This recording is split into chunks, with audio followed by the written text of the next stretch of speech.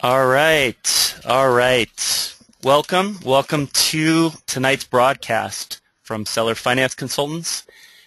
Mark Stein and Terry Lewis here to talk to you and talk with Robert Eckley, attorney at law, practicing law in the major states on the West Coast, and well-versed and well-experienced in the world in and around alternative finance and pretty much everything in and around paper financing, real estate financing, seller carries, lease options. We can go on and on. He's spoken at the National Association of Realtors annual event. He's spoken actually at the Supreme Court on issues of seller financing and pretty much all points in between.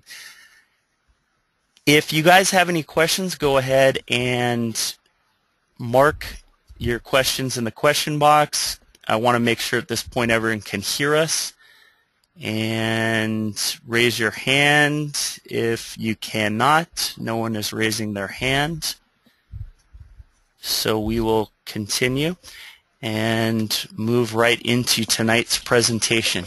As we mentioned, next week we're going to be speaking as a featured panelist at the Las Vegas Noteworthy Convention. It is the preeminent premier event in the industry, and it is pretty much the gold standard for paper investing, alternative financing, seller financing, pretty much all the stuff that we talk about and are interested in.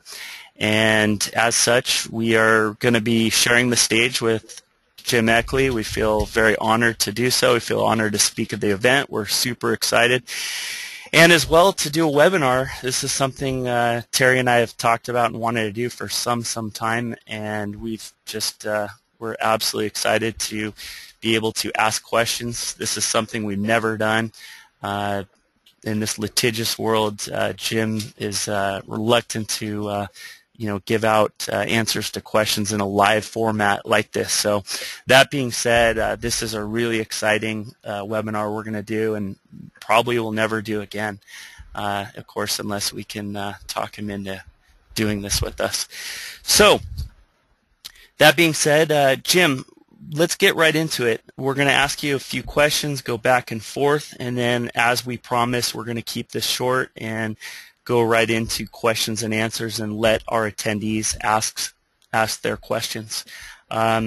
What is your opinion on what is happening right now in 2014 and specifically in 2014 and beyond? You see this massive shift into heavy government regulation, obviously with the Dodd-Frank Act, which followed the SAFE Act. And as well, we're seeing this big expansion in private lending, private finance, and this movement and shift back and forth between private finance and government regulation. Can we dig a little deep on that? Well, I think you're on the right track, Mark, and I thank you for the introduction and for asking me in today. So I enjoy doing these. And, of course, attorneys always enjoy talking, so I enjoy that opportunity as well.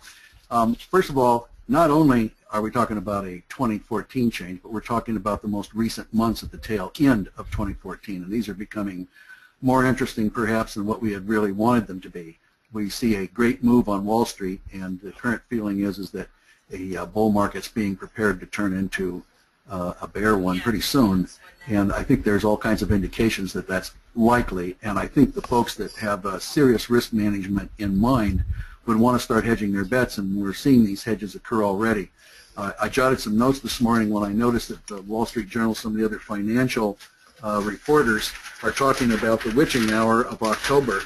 And October seems to be a magic month traditionally in the United States, and it's had a lot of grief that's occurred in times where there's been overheated stock markets. It tends to be that October is the moment in which all of the bubbles burst. As an example, in October 19th of 1997, the journal reports there was a sudden crash on the marketplace of 20.5% of the entire equity on all of Wall Street was lost within a matter of seconds. Those that will remember that date will also know that Wall Street closed for almost 2 days to try to recover itself, which, by the way, quails when you look at 1929. 1929 was far less. The big crash of 1929 was October 28th. and the market lost 12.3% in about 4 hours.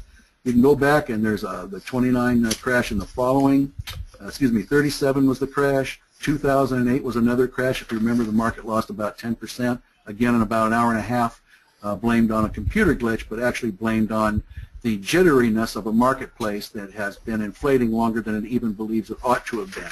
And so for that reason, virtually everybody is waiting for that other shoe to drop and trying to get there, unfortunately, and change shoes at the last minute. Really, the better thing is what my dad told me years ago, and that is never wait on a good market to get the last 10%. Get out while the getting is good. It's those that wait for that last 10% that usually end up losing quite a bit of what they had. I made some notes about what I think is happening in that marketplace right now, and I'm just jotted them down, so I thought I would use these to prompt myself a little bit because I did some thinking about it. I have said that there's a changing economic picture right now. Yield-oriented investors are starting to leave Wall Street. They believe growth basis is eroding in artificial assets like stocks, which have no real collateral behind them and no real game plan other than to ride the bull marketplace for the highest bidder, or asset-based stocks, which are there, which seem to have no other game plan than the appreciation of the underlying assets, which themselves tend to be more stocks of the same type. So it can be a fool's game when everybody's heading for the door. With low common interest rates, the answer then is not just to exit stocks and go to money markets, such as those that are paying 1.25 a point, which is the popular rate, and now a lot of those are going to be mark to market. So even money market will no longer be marked at $1 per share. It's going to have to be marked at its actual value, which will be considerably less. And it certainly isn't going to beat a municipal bonds. Unfortunately, municipals have taken a terrible beating recently by a Fed ruling that has determined that they are not sufficient to be proprietarial capital for big lenders. So all the banks cannot hold those and count those as proprietarial capital. They are considered to be volatile right now because of things like Detroit and San Bernardino and other elements that have made that market weak and frightening. And for the first time, big municipalities and counties are defaulting on bonds, and in bankruptcy, the bondholders are not faring too well. So it's not going to be there. And from that standpoint, fleeing to real estate isn't an answer. For yield-oriented investors, in some cases, their charter with the big funds either won't permit them to hold real estate, won't permit them to manage it. They can't hold deeded real estate. And the stability of real estate has been less than the very stocks that they're leaving. It's true that we have seen some rises in real estate, but we've also seen ups and downs in real estate that's just too much of a variation or a gyration for a traditional institutional investor to put their money into. So what's left? It's a hedge. You're going to have to hedge. And in a transition marketplace, notes and paper makes the best hedge. I made some pin marks here to kind of help myself make that point a little clearer. The hedge, then, is not in pure fixed economic assets or pure fixed hard assets. It's the hedge, and that is where secured notes come in. First, real estate fluctuations become less of a concern when they're only collateral and not the only basis in the asset. And if you properly underwrote that loan originally so that you've got a good debt-to-equity ratio that was a rainy day ratio, meaning that if worst came to worst, you still have lots of equity between you and the loan and the value of that property, then you've hedged for that. Also, if you have a good cushion in the note and make the note a variable rate type note, for instance, so that it floats with the common rate out there, and as rates go up and down, you've hedged even for interest rate fluctuations and within some realm that makes it marketable. So obviously you've got the best of both worlds. If the world becomes a world of money and money becomes king and interest rates go up so that the value of money needs to go up, then you've got that built in, and if all collapses and you have to get back to hard assets, you don't have these symbolic assets such as stocks. You've got hard assets like realty. So if you're looking right now from the standpoint of what is the best hedge in a transition market, notes are it. And that's why right now there's a massive resyndication of private notes. And I just got another figure that I pulled out of the journal. To date, this year, let's compare it to the prior year. Syndication money means people that collateralize notes, put it all together and build a syndicated participating interest like a bond out of underlying notes. And those notes can be secured or unsecured. And usually in times when there's lots and lots of conventional money and people feel better, there's not very much syndication. But when there's a lot of it, then it's obvious that all the smart money is fleeing to syndicating their own, not borrowing it from banks and not pulling it out of their back pocket, but syndicating and selling that as a participating interest on the street because it's interest, it's money, it's real life cash coming out of them. The typical syndicated amount of debt over the years has been about $1 trillion. Right now, the syndicated debt in the United States, just syndicated this year, is 2.4 trillion. 2.4 trillion. So that gives you an idea that where the smart and the big-time money is going has tended to be into debt. And using those debts, of course, most of them are all collateralized, like REITs, REMICs, all of these are collateralized. So they've got the best of both worlds. If money gets more dear, their money gets higher. They get interest. If their money gets less dear and assets take over, they always have the underlying portfolio of assets to support the collateralization of that loan, so that the bottom really is that maybe you have to liquidate the loan by going after the collateral or the borrower. If you've done your underwriting right, both will make you whole. So transitionary moment, Mark, I say the right way to hedge is with debt, collateralized debt, and there's plenty of it out there to be had because the government and the banks seem to be getting out of the business of making it easier for us to borrow. They're making it harder, so the likelihood is to go to your own money source by syndicating your own debt. So Jim, this is Terry, and I really appreciate you being here on this this call. So you would say that the big boys have already been in this game for quite some time. It looks like 2.5 times what normal they've already done it, and the name of the game is yield. And when I talk to people that are thinking about buying notes or investing, or even ones that are selling existing notes, I'm asking them, what kind of yield are you looking for? And I can never get an honest answer. And I know not so much an honest answer, but maybe that they just don't know what they want, or they have to obviously look at the whole deal. But someone should have somewhat of a mindset of what they're looking for, I would think. And then I guess going into the next question, what's going on with the I know personally, but I'd like for you to explain about the Dodd-Frank Act, and it seems like your mom and pop investors buying notes are probably going to be buying more single-family type notes. And so what's going on with that, and what gives them security, or what should make them feel secure in jumping into this market? Hey, can I just add one sub point to your question, Terry? What I found amazing, and I think you were getting into it, I just wanted to drive it home. I saw an investor program just released in the last couple weeks, and the whole premise is on avoidance of Dodd-Frank, and that's his unique selling proposition. So just to paint the picture even more stark, I just wanted to put that out there. Well, and I like the question. I'd like to give an answer to it, but yeah. I'd also like to go back to something Terry just mentioned, because it's something that comes up again and again. And Terry, Mark, all of us get these questions all the time, and that is, how much yield is enough? What should I be looking for in yield these days?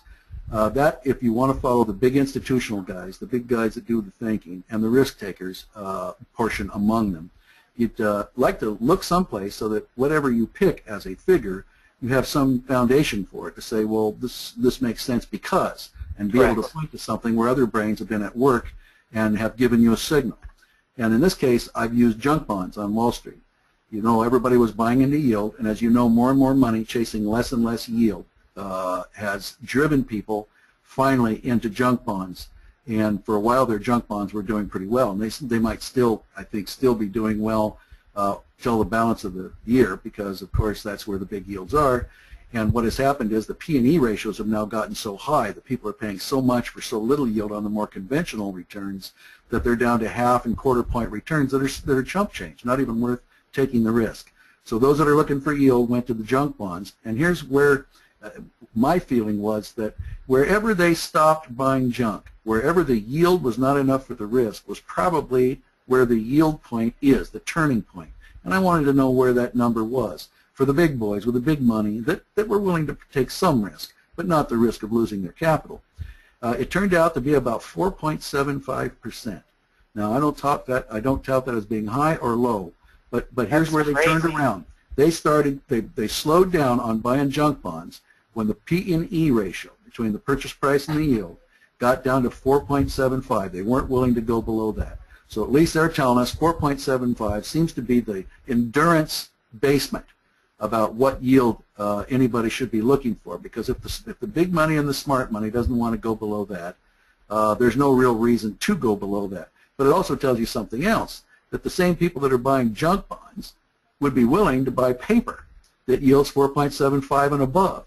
And as we all know, almost all paper yields way more than that, so it makes it a much more viable and a much more economical alternative. And I think that Wall Street crowd needs to hear that. Now let's go back and answer that question, which was, we've heard so much about the new government regulation. And of course the big one is the Dodd-Frank Act. And that came down in about 2010, June.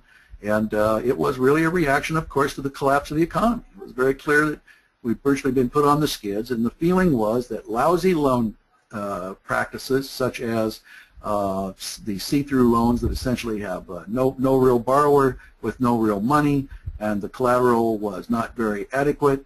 It was just easy money times, and everybody was stamping those loans. And the belief was that it was that kind of attitude that knocked the bottom out when we finally got back to basics. And so the idea was it should never happen again, and that's why all this regulation came down. And attempts to it's super regulation. I mean, it gets right down into loan-to-value ratios that will be acceptable in order to put instruments on the secondary market and sell them. And most lenders need access, when they're big volume lenders, to that secondary market, so those rules are pretty darn tough. And they've gotten so tough that they actually dried up that marketplace, and that's what makes more and more room for people to develop private paper. But my feeling on it is this. If you follow the rules, then you have paper that has value. If you don't follow the rules, then you see defects in the paper that a smart paper buyer is going to use to either not buy the paper at all or discount it to points where you're going to lose money.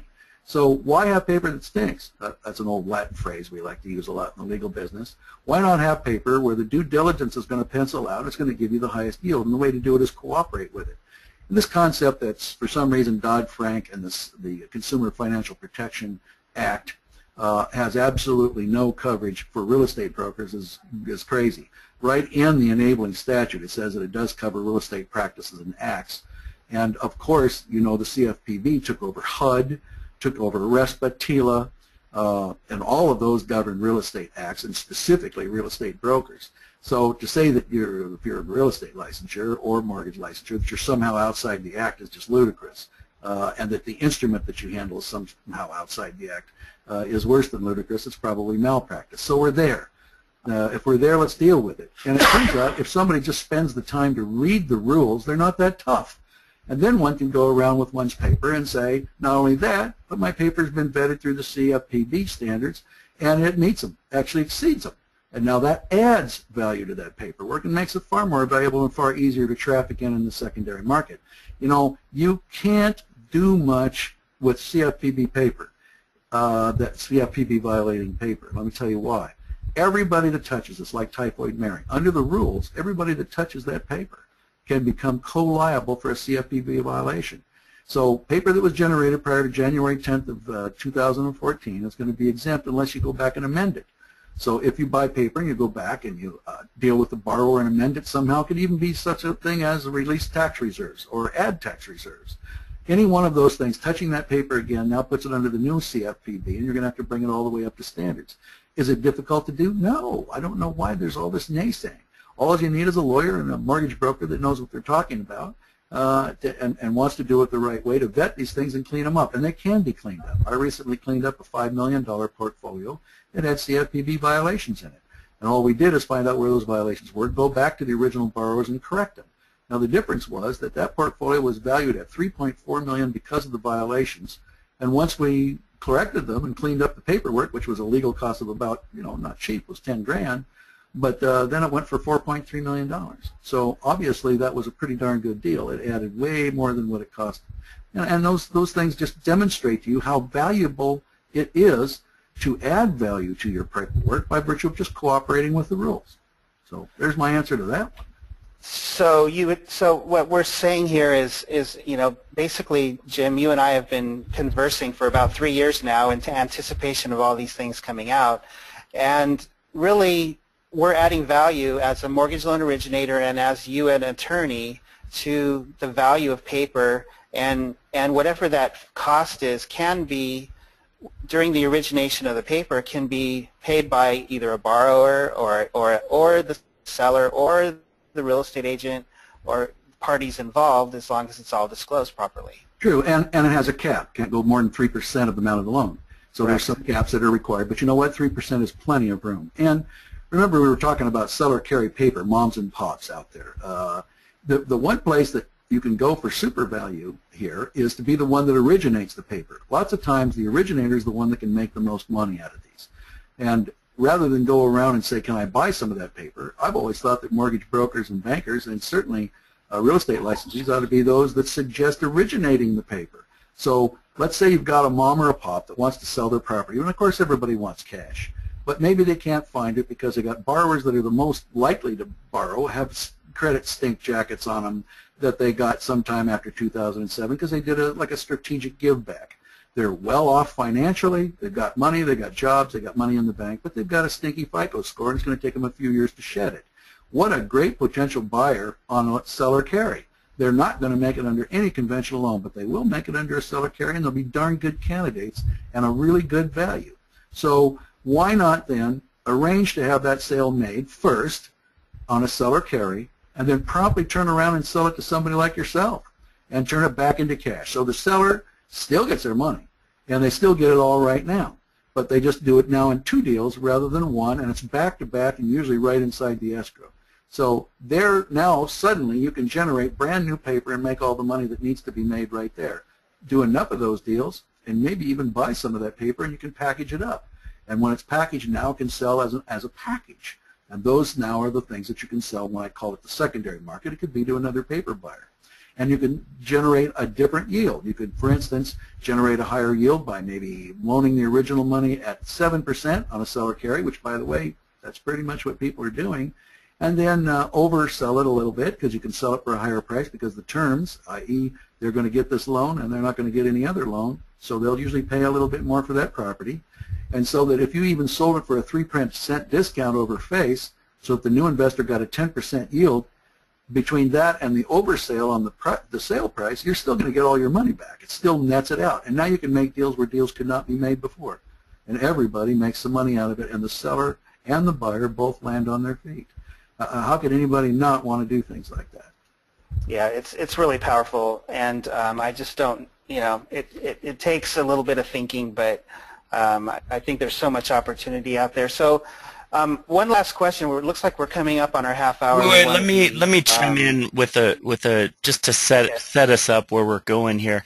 And Jim, you'll remember towards the earlier part of the year, we were talking just about Back to the Future, a popular movie, obviously in the 80s, and we were talking about the experience of real estate in the 80s. So could you briefly hit on strategy and the more global and more general acceptance of seller carries, as we affectionately say, are not today and going forward, and we can see the growth over the last 4 years, and certainly just talking about where we're headed in a tight credit market, where seller carrybacks are not going to be takeout at your local Filiberto's.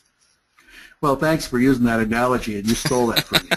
Shame I on did. You. I'll have to charge you for that. Terry was making a joke, or Mark was making a joke there, and that is that a lot of people that have recently got into the industry think that a seller carry is takeout at Denny's or Filiberto's. They have no idea that that's actually an instrument.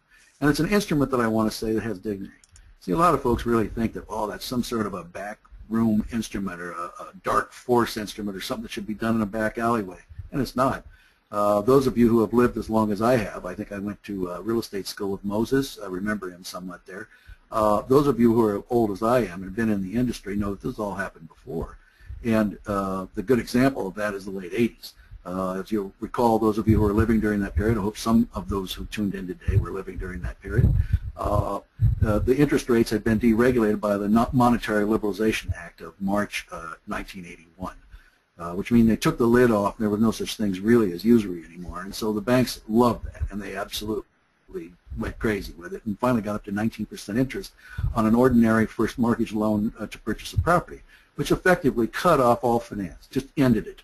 Now, of course, if we wanted to pay 19%, it was available, and they'd always say, hey, we got plenty of cash, loads of it. Come down, pay 19, you can get it.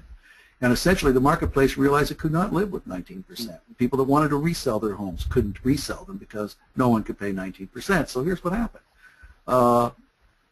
Seller carries were reinvented. And seller carries didn't have to charge 19, and it saved the marketplace. In 1988, 30% of the marketplace was seller carries. Unless you lived in and knew, you would not be aware of that. And the escrows all did them, and everybody knew what they were, and it was the first request that everybody made. And by the way, you know, there's that multi-list, and it has that little box, seller will carry. It's crazy how many people do not check that box anymore. Then everybody checked it because, hey, you want to hear what anybody has to offer. Isn't that what we're doing here, is offering this property to the highest bidder that can come in with some money on a deal that's worth taking? So that's what you had to do back in those days, and it virtually saved the marketplace.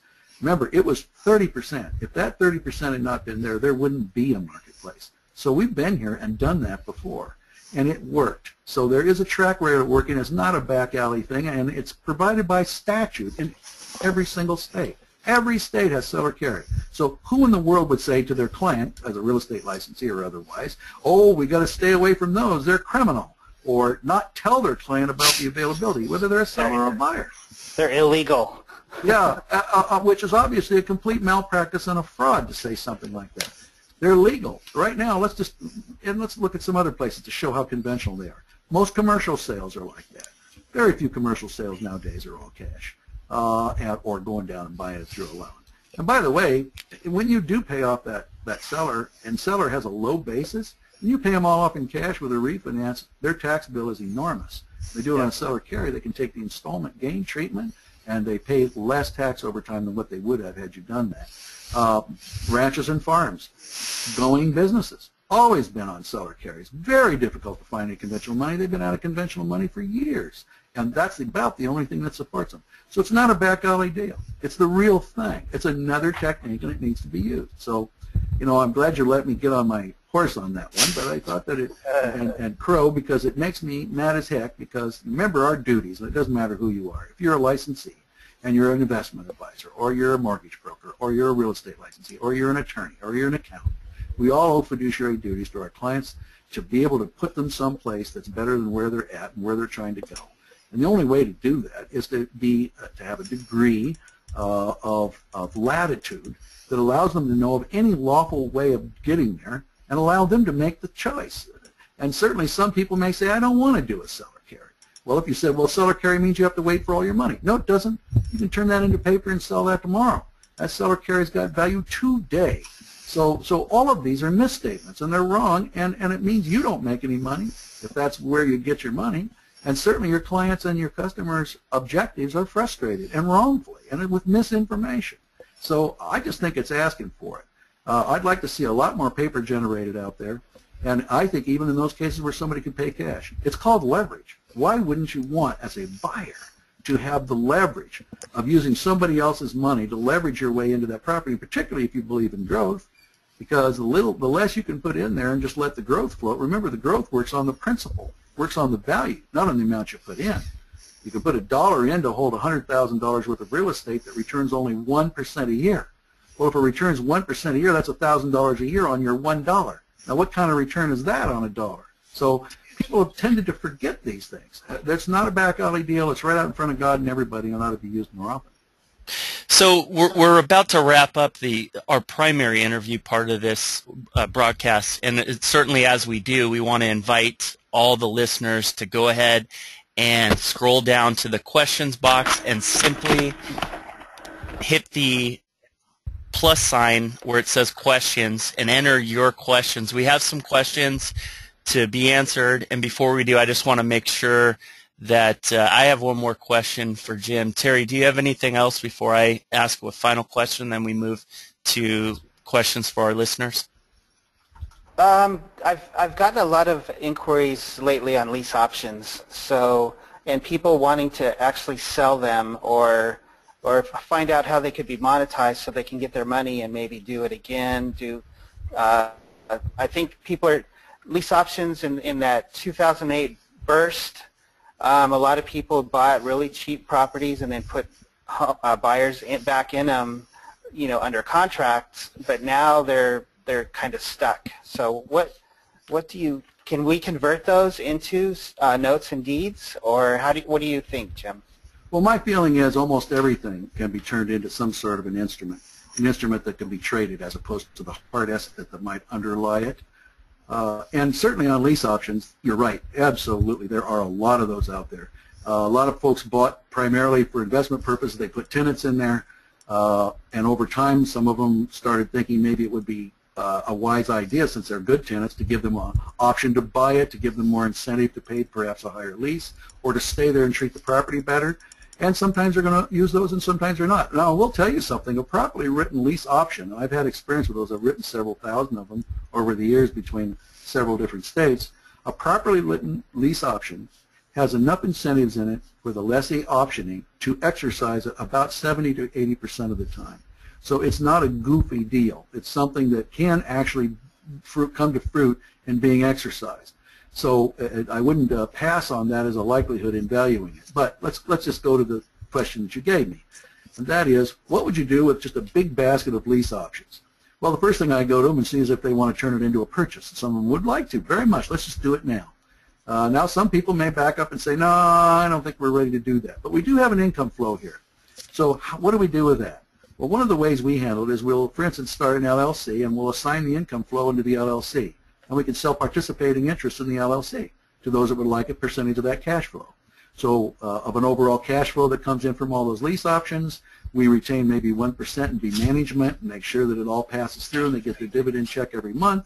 And then they come in and they buy their interest. They pay you all cash for it. That's how they liquidate the future value of the cash payments to come out. And then you give them their cash payments. Now, some could even be a participating interest for only 5 years.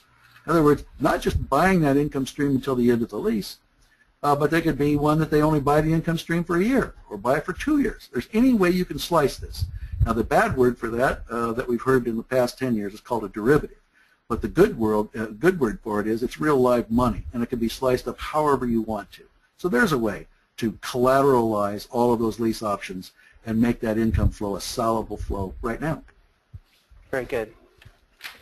So, Jim, one last question, and not to toot all of our own horns, but we've all been involved in transactions. Oh, no, let's do that. We've all been involved in transactions wherein we were able to go in and essentially create, when we were selling notes off, we were able to actually get our sellers a bigger price on the sale of their notes.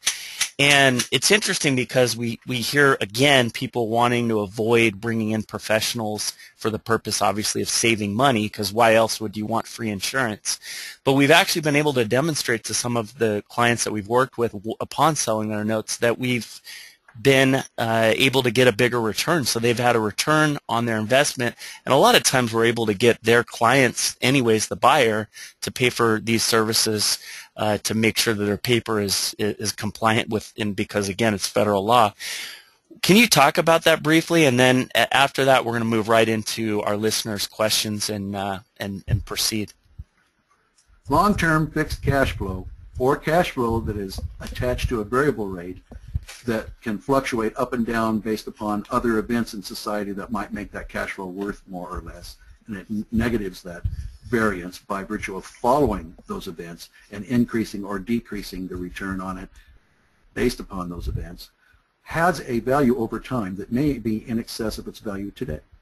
In other words, the ability to get it for 30 years many times is worth far more than the ability to get it for a year.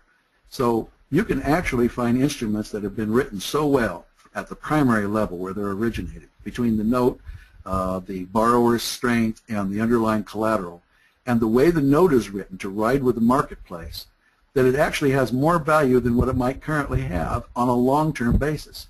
You can put prepayment penalties in it to discourage prepayment, and in some cases there's other clauses you can use to make sure that you can count on that yield for many, many years into the future. Those are the kind of contracts that you could have, for instance, a face value on the contract of, let's make it a $500,000 sale, and bearing, say, let's make it easy, 6 or 7%. Those are contracts that you could sell many times for an actual premium, not a discount. A premium because they're written in a way that the holder can count on 6 or 7 years of that kind of money, maybe a variable rate note, so it'll go up if interest rates go up. So it has flexibility based upon future market events, where they might pay you a 5 to 6 point premium over the top of that purchase price in order to have that note. So there are cases, we've been talking about discounts, trying to avoid discounts by having non-conforming notes. There are places where the note is so darn well written that it is least objectionable and would actually command a premium on the marketplace. Now, who knows how to write those? Well, obviously the folks that are educated on it and sit down and write these things every single day. Not to mention the fact that people who have segues into the marketplace. Do remember that most people don't know where to go to sell a note. I guess they look in the internet and they find somebody that says note dealer and they go to them. But in reality, the guy that knows best how to place your note is the guy that helps you originate it. And many times he's already originating it on rates and terms that he knows he can resell and get a good price. So from that standpoint, that has all kinds of value. And it's why you use those professionals. And there's one last reason. Remember what we all need, and that is if all things go wrong, we need someone to blame. Now, if you do it yourself, you have no one to blame but yourself, and that's kind of tough. But if you have a professional handle it and it doesn't work out, you have them to blame, and that helps greatly emotionally. I don't know what the discount points are for that or the premium is, but it does help. So you would say a surgeon who operates on himself has a fool for a patient?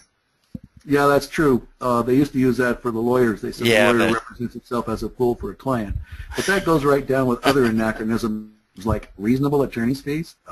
Does that really fit? Or help me find a good lawyer? I mean, come on. I think we all know that Santa Claus, really isn't out there after all. So why would we use clauses like that? Go ahead. What else is your next question? Well, we're going to move right into our listeners' questions, and Terry and I are just going to kind of rifle through them. We'll just take our turns so you don't get tired of hearing either one of our voices. And go ahead, Terry. We'll let you ask the first one. We have a question, a really good one, on a forbearance and a modification. There's a lot of second trust deeds out there that are getting modified or forbearance. And what are the pitfalls of people that do those? A lot of mom and pops are buying these notes and working them out themselves. And so is Dodd-Frank part of that, or state licensure?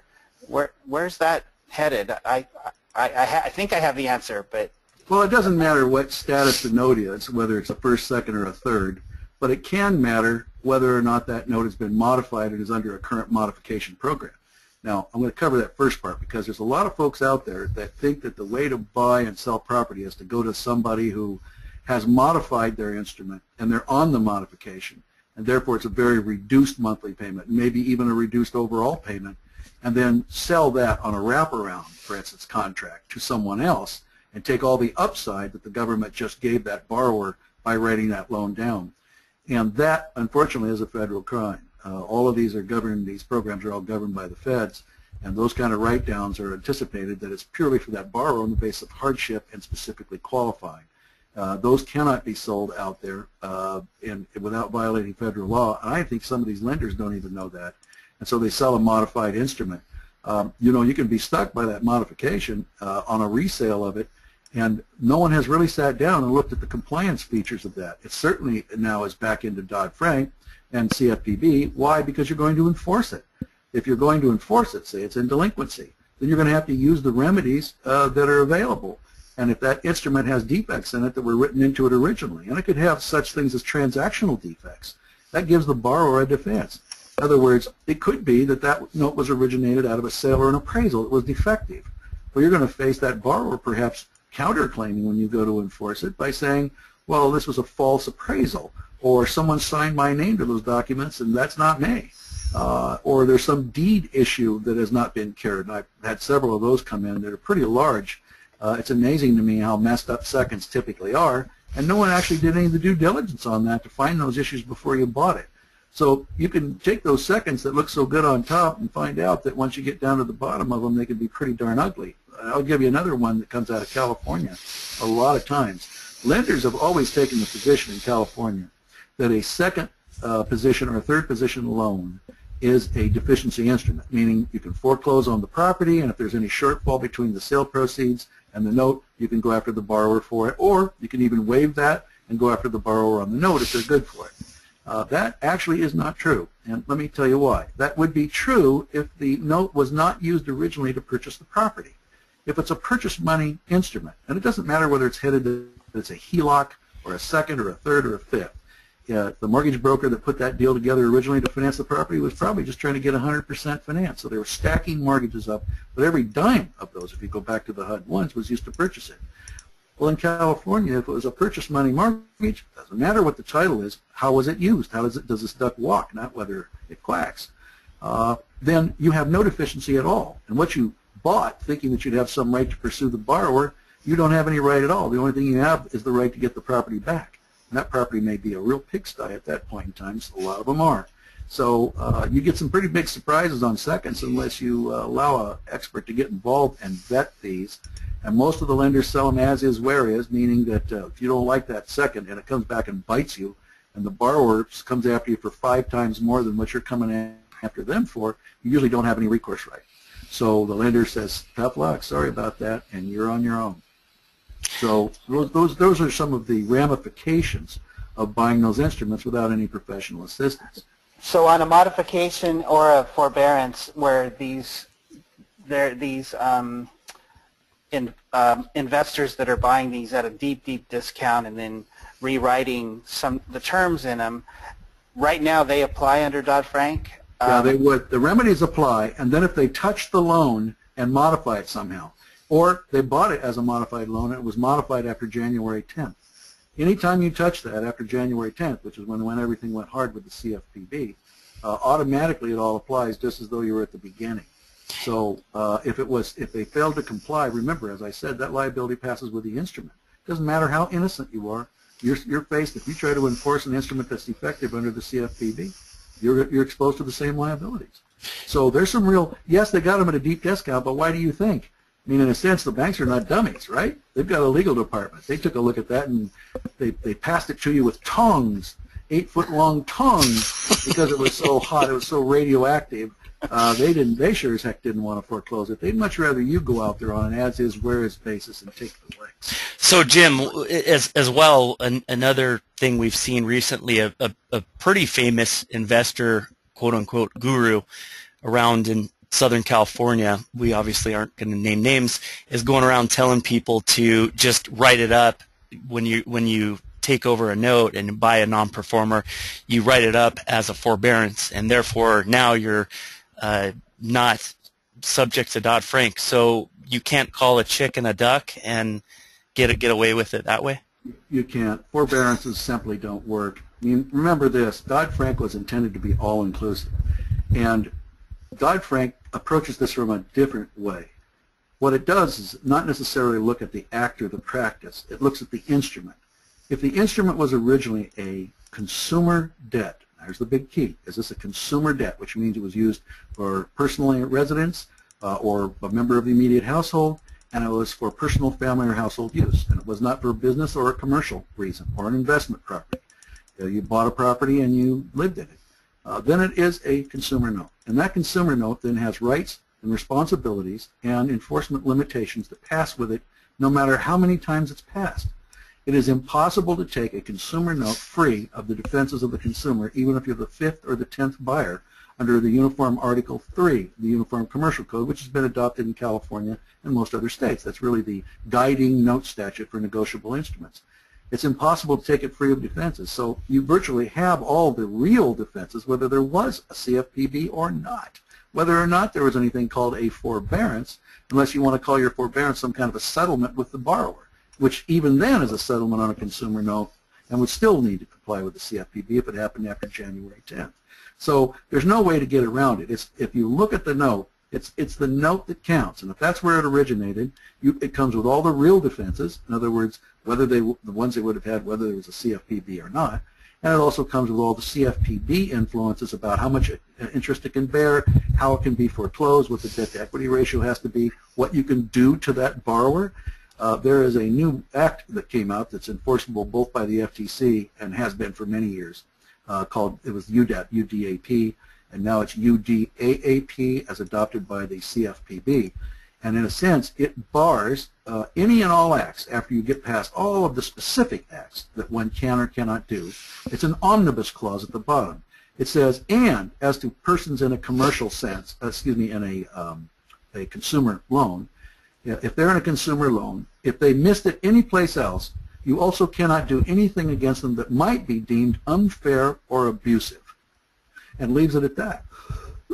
Excuse me, which means that the final test on a consumer paper isn't whether you can find it in the statutes as specifically prohibited, but as to whether some jury or some judge or a CFPB auditor at some point in the future might deem that whatever you did or whatever was done since the day that note was originated with that borrower was unfair or abusive, and it doesn't have to outline what. So what it means then is, rather than taking the chance that the little dings and bangs and scratches on that note, well, they may still pass muster and not be deemed abusive and unfair, probably the better thing is to take a note that's clean. And yes, you can cure defects in it. You can go back to the original borrower and cure it, but forbearances are not the way to do it.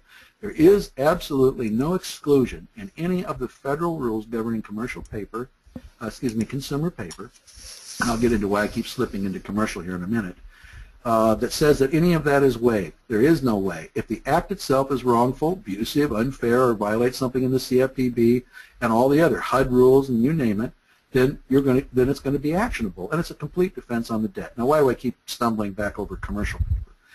Commercial paper is instruments that have been generated that are not consumer paper. They were not for personal, family, or household use, or for residents with personal occupancy. They were generated for purposes of securing business or investment property. Now, business or investment property is different. That kicks you completely out of the CFPB. So, for instance, if you're talking about multifamily housing notes, you generate a great big mortgage on a multifamily housing, and then you sell that because you've sold the multifamily housing, and now you've got a TD and a note, and you want to market it. That is not a CFPB instrument. That is a commercial instrument, and that one doesn't have to comply with the CFPB. So there's a big difference. Now, is it possible, let's say, for instance, to buy a property? You bought it originally from the lender, with the lender's loan and from the original seller, as a personal family residence. And later you turned it into a rental. And it's a rental when you sell it. And the person you sell it to intends upon continuing to use it as a rental and signs a certificate, which people like yourselves generate, the LMO certificate, that so states. Is that inside the CFPB? Answer, no. It's not a consumer paper anymore. So the answer is to get, yes, you can fix the dates. Yes, you can bring that paper back up to value. Yes, you can go all the way back to the borrower. But to suddenly think that just some arbitrary 4-page document called a forbearance or a workout or something solves all your CFPB problems is a complete mistake. It miscasts the facts. So next, yeah, great explanation, Jim. And there's really no gray area is what is the message that we continue to try to hammer into people's heads. It just is what it is. So next question. Where are the CFPB violations of the Dodd-Frank Act found? Where are they to be found? Well, probably the easiest way is if you have no social life, which that describes me completely. You could sit down and read all 12,000 pages, because between the Dodd-Frank Act and the CFPB and all the rules and regulations that have been promulgated under it by the various agencies, it's about 12,000 pages. So you can do that. Or you can take the shortcut and hire a lawyer and a licensed mortgage originator that knows the rules and can help you with them without having to sit down and give you a law school education on why you need to do X, Y, or Z. If a person really, just as a morbid curiosity and wants to sit down and waste some of their time by not doing any of the above and do all this work themselves, probably the best place to look for a lead, since the only way to do it would be to sit down and recite 12,000 pages, would be to go to my website, which is www.eckleylaw, that's ECKLEYLAW.com.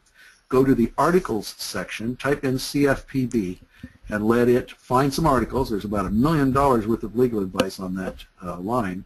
It'll find you the free articles that we've written about it. Try to find the most recent one, because some of these go back years and years, and you want the most recent one. And it'll give you the citations to the place to go, so that you can log onto the internet and go find it and read it for yourself. Most of it's legalese, there in betwixt and here and above and things like that, the things that only lawyers would love. Remember, all lawyers, when they were born, they took flies and picked their wings off to watch them flap their stubs. They had something sinister about them to begin with, so it's only right that they sit down and worry about fly specks over 12,000 pages. And if you really want to do that, it's okay. But that's why we make the bucks, because we do the boring reading, and then we come out and be responsible for our advice. And we try to give you the shorthand version, which is usually what most investors really want. Yeah, and ultimately, again, this is a message that we echo and just really are spreading out there, and people are finally starting to listen. This is your investment you're dealing with. And if you're a licensee, certainly a lot of our clients are real estate agents, and we actually even have some mortgage lenders that are licensed. If there's any gray area, ask, because it's all gray area, which means you really need to be in compliance. And ultimately, a lot of times, the buyer is paying these fees. So, and the buyer in paying these fees, they're actually paying less than they would pay for a regular origination.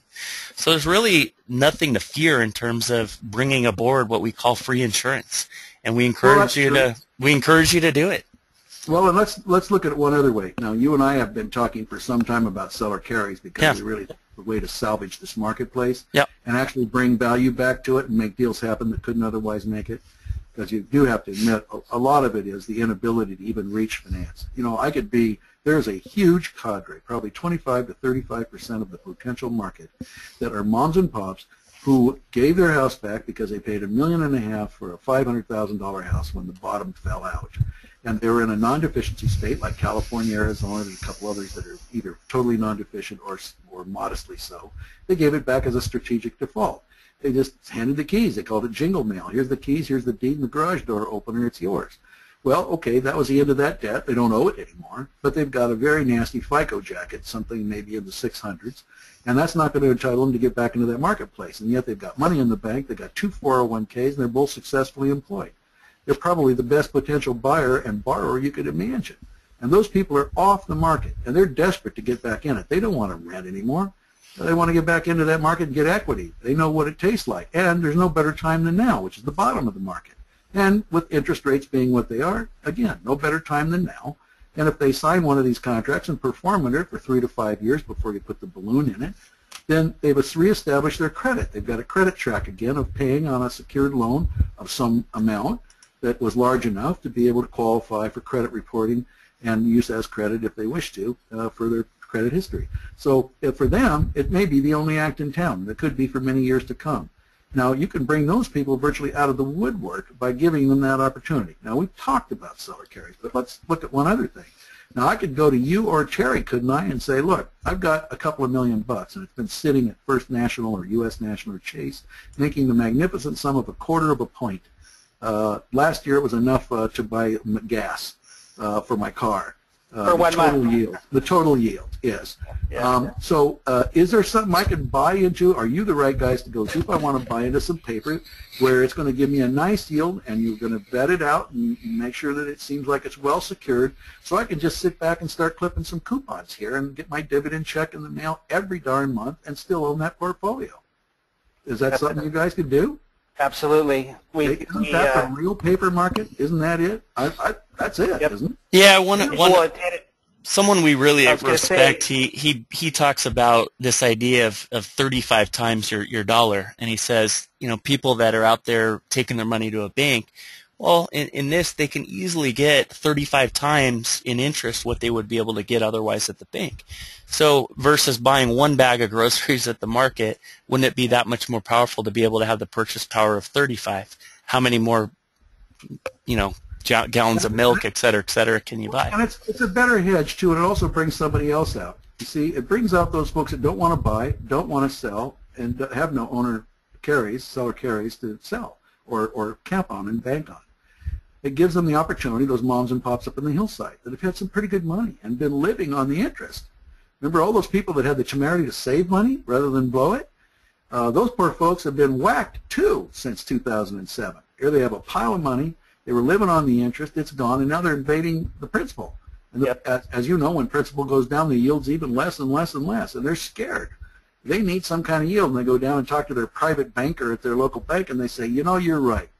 With $8.5 million in cash in the bank, you're right. You're entitled to special treatment. By God, we're going to take that 1/4 point you've been making on your savings account, and we're kicking that up to 0.35 tomorrow. And you see, where did you get with that? How about the opportunity to sit back again with a passive portfolio that's making money, that's making way more than that, and it's coming in every month, and there's a ready market to go out and resell it anytime you want to back out of that. And it's a good hedge. It's a lot better than Wall Street right now.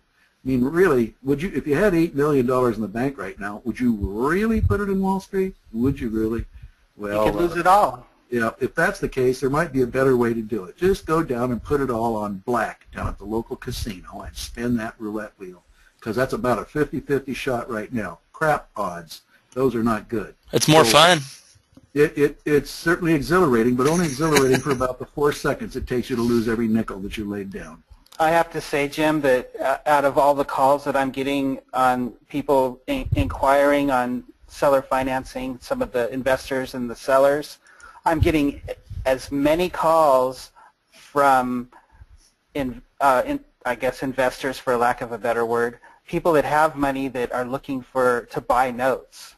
And so it's like a 50-50 on both sides. We're actually the middleman. We're creating them, and I know where they're at, and I know what yield people are looking for in the process of what we're doing, and it's really powerful to be able to do that. Well, I've seen some of that because I know that some of that work you've sent over in my direction, and it's always been good work and fun to do with good quality paper and good quality folks. So it's out there, folks. This is another viable alternative. Is it the one we all want? Is it the way that Mother did it? Not necessarily. But it is a technique. And what people come to us for in this industry is answers, solutions. They've got to have them. Now, sometimes the solutions aren't as good as what you'd like them to be, and it may even be in an area that makes them feel semi-uncomfortable. But the reality is you have to change with the times. It's a little bit of bending with the breeze. If you don't, you break. And the times have changed. And the likelihood is, with federal statute now in place that has regulated loans to a point that may be a long time before money is liberalized again for this economy, that sitting around and waiting for the old days to come back again is a fool's paradise. They're not likely to, because statutes in place now to assure that they do not. So absent some massive legislative change out there, the old days have been dead and have been buried regulatorily. They're not going to be here anymore, so now we've got to get onto the new paradigm, the new game plan. And the best and fastest we learn that, the more we can serve ourselves and the customers and clients that work with it. Back to a micro vision of this stuff. With the debt that the country has, the government can't afford to pay more than that 0.5% or 1/4% on interest on the debt. So I believe that, as a conspiracy theory maybe, that these rates are going to be here for some time to come, and people better get on the bandwagon and start looking for those alternative ways to have retirement income and to have interest income and yield on their money. Well, you can see right now that the government has said continuously that it's going to back out of buying all those bonds and treasuries and supporting the marketplace, and it has been doing that. And it's been saying that at such time as it feels that the market is stable, that that's the time that interest rates will rise. In 2013, they predicted that would be in 2014. That didn't happen. In 2014, they're predicting that will be in 2015. Now we have Yelton, who is our Federal Reserve Chairman, saying essentially that she can't tell you when it's going to be, and she's not even saying 2015 anymore. It seems to me that the government has been addicted to the cheap money scenario, and it's going to stay there. I don't really think, after all these preachings, that it's going to change, that it's really going to change, particularly in the foreseeable future. So now you have your choice. You sit there and wait to see if it ever changes. Again, just standing still.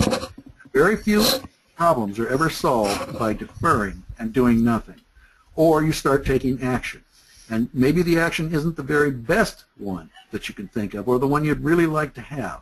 But it's better than sitting still, and it produces yield, hopefully, beyond the yield that you can expect if you sit around and wait for things to come back that maybe aren't going to. And if you put enough flexibility into whatever you do so that you can back out of it or change it whenever the market changes, then you've already built in the escape valve in the event that you have to change. So you just don't get too fixed into things. You get enough fixed to get the yield that you want and to be able to have the versatility that you probably need in order to change when times change. These are uncertain times and ambiguous times. And so one needs to always have a few fire escapes in all of their investments And the beauty about notes right now is that they're wanted virtually everywhere, not just here but internationally. They can transfer themselves anywhere. They can be bought and sold anywhere. And everybody understands cash flow. And when you get right down to it, cash really is king, despite what we were told over the last 10 years prior to the Great Crash, when it was that stuff was everything. Well, here's what, and money was nothing. Well, here's what I found out. My dad told me this many, many years ago. He says stuff many times cannot turn into money, but money can always turn into stuff. So, on that theory, then, it's always best to start with the basis of money. So next question is, and this might be a better question. I'll let you decide if you want to answer this one or not, Jim. We're running out of time also, Mark. Yeah, I know. So go ahead and chime in if you want, Terry. No, go ahead. The seller originating a note, what kind of discount, what's the minimum discount a seller in origination of a note should expect? I mean but there's a couple of uses of the word discount. You mean if they turned around and resold it, what kind of discount should they expect? Yeah, a resold note. He didn't specify seasoning, so you just have to kind of fill in the blanks. And also sometimes the word discount is the net after all of the transactional costs and brokerage costs. My feeling is that it's all a function of what the yield is on the instrument.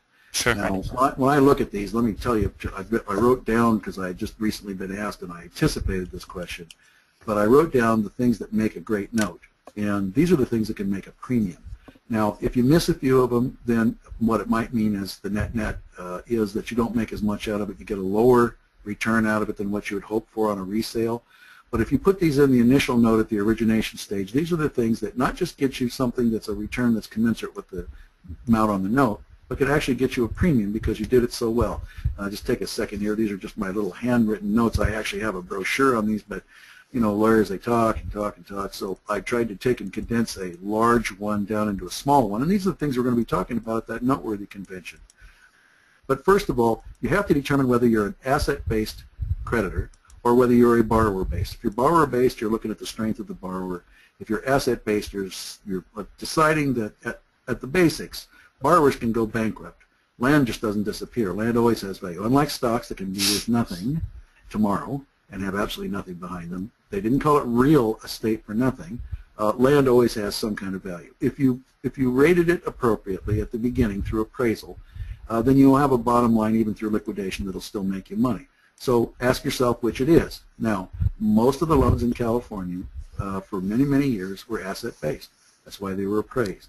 The borrower wasn't valued because it was a non-deficiency state. So the willingness of the borrower to pay, you don't want a bad credit jacket in the past because then that shows they're kind of a truculent borrower.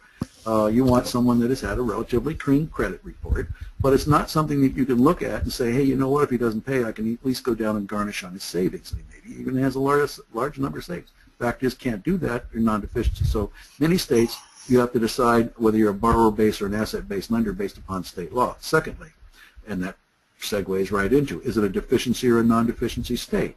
Now, if you've done a pure second, you've just loaned money, not for the purchase of the property, on a consumer property, then there is a deficiency. All the non-deficiency states say, but that's only on consumer paper, and that's only when it was used for purchase of the loan, now of the property. And if it wasn't, then you've got the opportunity to recourse. Then you would look at the borrower and see what their strengths might be. And if you need to enhance the borrower, use guarantees. Find someone else who's good for the money and have them personally guarantee them. The next thing is it a legitimate asset valuation? Don't go for funny appraisals. Well, why do it? Let's get a fire sale appraisal. I mean, we accuse the banks of doing that now, which they do, because appraisal rules now have also fallen under the CFPB, and they've told them that austerity is better. Remember, for an appraiser today, it's better to wrongfully reject the loan by saying that it's worth less than it is to inflate the value so that they can get the loan. In other words, even if they don't qualify, it's better to put in a low appraisal so you don't have any liability in the future to the CFPB. So most of these appraisers are not seeing as much value as they once did as a prophylactic measure to protect themselves. But get a legitimate appraisal. BPOs, sure, I think that's viable as long as it was somebody that knows what they're doing. You get a legitimate borrower valuation. Don't go for funny money. Actually do verification of such things as balances and values that they show. so that you know that your borrower is not pulling your chain. You get FICO reports, tri-merges, but verifying that they've had a reasonable past and that they've got assets out there, that has some value to it. Paperwork well vetted through an educated attorney, mortgage broker, or licensed mortgage originator. You've got to have paperwork that's right, and it's not just something right off the stack at the escrow company. Trust deeds can be changed radically in value, and so can notes, by being written well and giving certain rights that you wouldn't otherwise have. Let me give you one really good example. An instrument that doesn't have a perpetual ability to check the borrower's credit means that the only time the borrower can be lawfully checked is at the time of origination. But if you're going to sell this note a couple of years down the road, or you're going to sell it to somebody that wants to periodically check and see how secure they are by assuring that the borrowers maintain their creditworthiness, then they don't have the ability under the federal law. That's over, unless you've written into the instrument that they can. There is no instruments out there that I've ever seen coming from an escrow company like that. How do you write a variable rate note? You may want a variable or a floating rate. Do you know how to write one? I'll tell you right now, if you have some 21-year-old young lady down at the escrow company write one, what you've really got is a ticket to the courthouse, probably not a note, because that's where it's going to end up going. Those are very complex. Use the right kind of instruments and use ones that are heavily vetted in order to maximize their value. And those are not forms. Those don't come from the bookstore. Also, make sure that the instrument is capable of being properly transferred. Let's say you're going to buy one of those. It's already been originated and it's ready to go. Every escrow I've seen out there, except the educated ones, and wow, there's not very many of them. And I'm sorry to say this because I do work with a lot of escrow companies. Every one of them thinks that you're going to sign a note. You cannot assign a note. You cannot be a holder in due course, in other words, the buyer, with all the rights that a holder in due course gets, which is free of defenses and other claims that might go along with that note, unless you're a holder in due course under Uniform Article 3. The only way you can do it is negotiate the note with an allonge, where it is endorsed over to the new holder. I can't tell you how many notes and trust deed assignments of beneficial interest we get to that are maybe third and fourth generation through sellers and buyers, and it turns out that way back at the beginning, the instrument was transferred by an assignment. The title to that instrument is questionable, and the defenses are manifold, and they run all the way down to the present. I would discount that instrument seriously, or I would go back and find every single one of those transferors and transferees and redo it as a negotiation. Remember, notes are very much like a check. What do you do when you go down and cash a check? You endorse it on the back. You actually physically endorse it on the back. Craziest thing. But that all comes out of Article 3, which also governs checks. And it says notes have to be the same. They have to be endorsed. Now, if you can't do it on the instrument, then you do it on an allonge that is attached to the instrument. So get the right paperwork even for transfer. And if you buy it, make sure the right paperwork is done before you got there so that you are truly a holder in due course, the highest status that a buyer can have. Title insurance. Realize that every time that instrument is sold, the old title insurance is gone. So you've sold the instrument, you originated the instrument, and now you sell it to somebody. If you're a buyer, do remember the title insurance on that instrument is gone. And even if it was still there by terms of the policy, in which very few policies say that it's not gone, you're not even a co-endorser, an assignee, for a payoff in the event that there is a loss under the title insurance. So you're virtually out. And some guy 4 generations back in that transaction is still the one that is the endorser that's being paid over in the event that there was a title claim. But the reality is, in most cases, you have no more title insurance. You need to get a bring down. You need to go to the title insurer that originated it, because they're usually willing to do these cheaper than a brand new title company. Take a look at it and get a bring down. You need a collection escrow. Why? Because it stays the same forever. And that means that the new guy just inherits it, and it also keeps track of the beans. It counts the beans right. So there's no argument at the end where the borrower says, well, I only owe you $216,000 for payoff. And you say, oh, hell no. You owe me $310 when they were doing direct interaction with payments. Because, of course, that week in the mail over a period of 7 years, and sometimes it was 10 days late, sometimes it was 5 days late, that actually added accumulated interest, and now everybody's arguing over what the payoff is or how much interest to declare on their taxes. The only way to do it is allow collection to do that, and they'll send out K-1s at the end of the year with allocated taxes, and that solves that problem. So everybody puts the same amount of taxes on their tax return, and you know what the payoff is. And then the last one that I put in there is a yield that fits the market and the portfolio. That has to be built into it to begin with. I typically like notes that have a variable rate feature, Sometimes I can qualify people a little bit easier with a lower feature. The new CFPB says you have to qualify them at the highest rate your note can go over the first 5 years. That's not difficult to work with, but it gives you a little bit better note, a little bit better security that if the market starts changing, the feds do change their policy on interest and it does go up, you can go up a little bit and try to stay at market level. And then I probably have one last thing that would be worthwhile talking about, and that is the insurance. You know, the casualty insurance on the property typically has the payee of the last holder of the mortgage.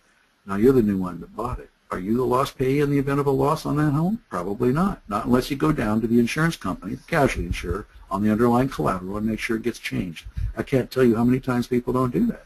Now when an instrument like that comes to us, and we're counseling a buyer, everything's wrong. The title insurance is lost. It's been lost maybe 2 or 3 clicks back. The insurance, casualty insurance, who knows where that's at? Half the time you find out you didn't even get notice and they haven't been paying it for the last 2 years because you're not on that list. And the last guy who was, he long since sold it, so he didn't care when the notice came in the mail that it was no longer insured.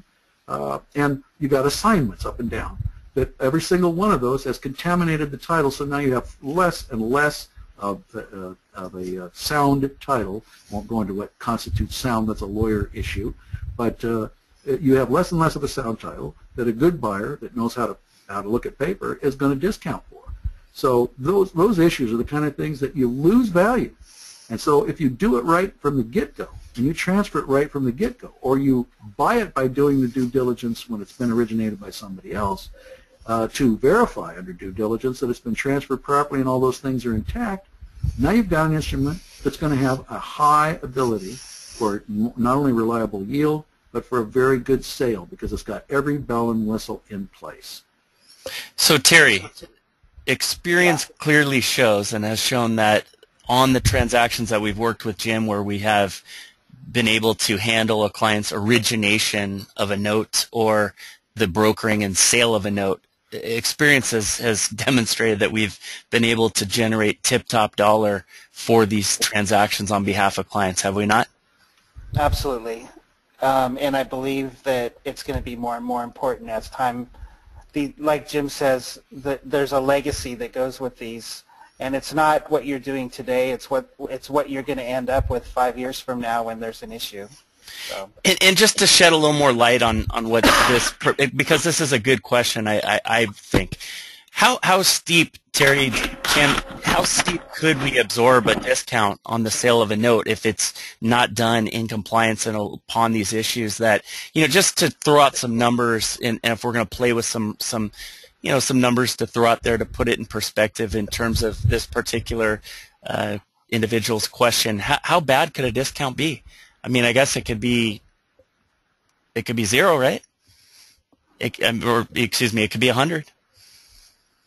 Theoretically, it can get pretty bad. For one thing, I probably should say something that I'll probably regret later, but I will mention it. I did have a client that is a fellow that has an awful lot of guts, and he has been buying non-complying instruments and essentially just taking his chances, because I think there's things in these instruments that if it ever got to push or shove could cause him an awful lot of liability. But the way he did it is he's been getting guarantees from the seller that they will indemnify and defend him. So he's not necessarily discounting them so much, but if his seller of that paper is really solvent, and he relies on them that they would be good for the check if it came up, he'll take it off their hands, but they've got to indemnify him. Now, they may get their dollar figure that they were looking for, or he may get the discount that everybody could find merit to, but in reality, for that seller, it's a terrible deal because they're on the hook. Should any one of those things explode, they're out there facing suits that are, at this point in time, completely unlimited in price, and they would certainly be exposed to having to buy that whole note package back if it was contaminated. So are people selling these things like that? And that's worse than junk. That's felonies, I'd call it. Let's see, sure. Selling causes of actions on felonies. Does that have any discount value? Well, if somebody wants to take the risks and wants to negotiate a deal between each other that shifts the risk, then they may still get a value out of it, and they may even ultimately end up collecting. But at a terrible cost, potentially, it's a huge risk that I wouldn't advise anybody to take. Sure, sure. So next question. Well, If we're 15 minutes past, so let's not overuse Jim's time here. Let's these are a couple of yes and no questions.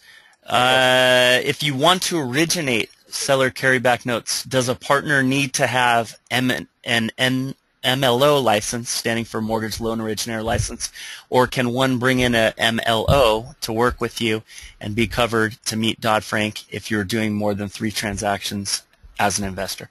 I can do this a little more shorthand, and that's a really good question because those are the things that come up almost all the time, especially if you're a real estate licensee. So you're at the place where things are being originated, or you hold a lot of properties, small properties, and you're selling them and carrying back.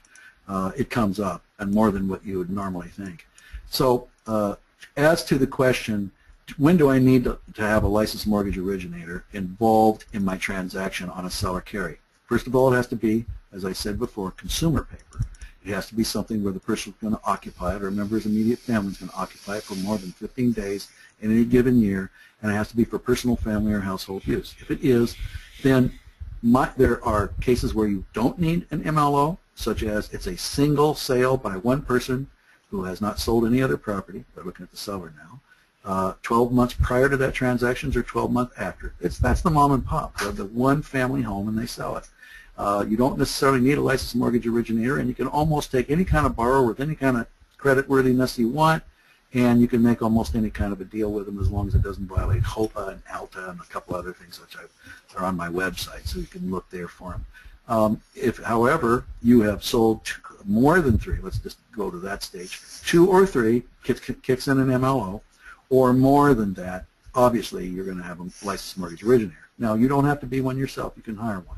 But here's what my suggestion would be to make this a little easier about where's that break? Where do I really need one?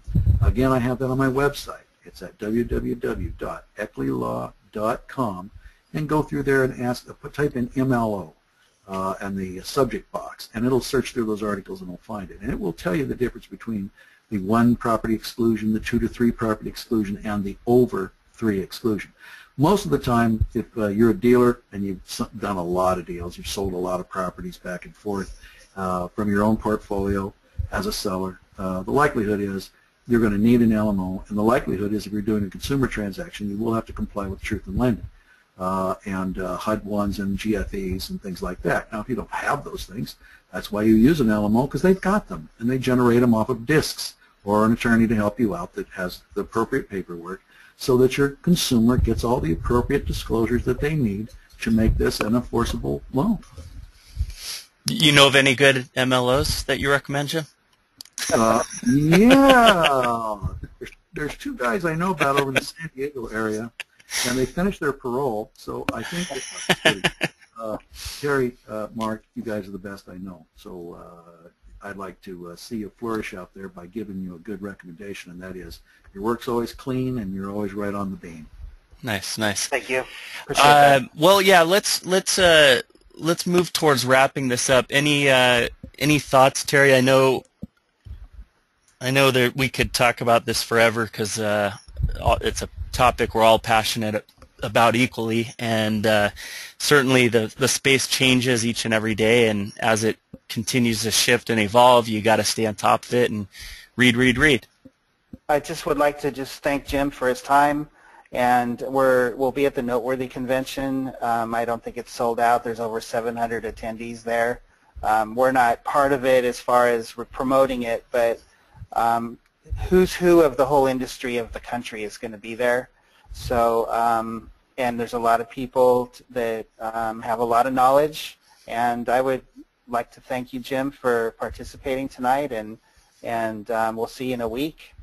And thanks for the attendees as well. Yeah, thanks for sharing your time with us, and we know you got some value out of it. You know where to find Jim. He's at www.eckleylaw.com. That's ECKLEY law.com. You can see his phone number listed there at 800-999, the number 4, LAW. That stands for law. And if I had to tell you that, maybe he would rather that you didn't know that. Anyways, you can find us at www.sellerfinanceconsultants.com. And on our website, it has all of our information, how to get in touch with us. We'll look forward to hopefully seeing you at the Noteworthy Convention. And if we don't see you there, we'll certainly see you in the future. We're going to be speaking at quite a few events throughout Southern California in the coming months as we close out this year and as we roll out the second half of the Noteworthy Convention. And that being said, we'll hopefully have Jim on, and hopefully we can convince him to share some more of his time and thoughts and experience with us in the near future, hopefully for the end of the year, and if not before the end of the year, hopefully early in the next part of next year. That being said, have a great night and great week.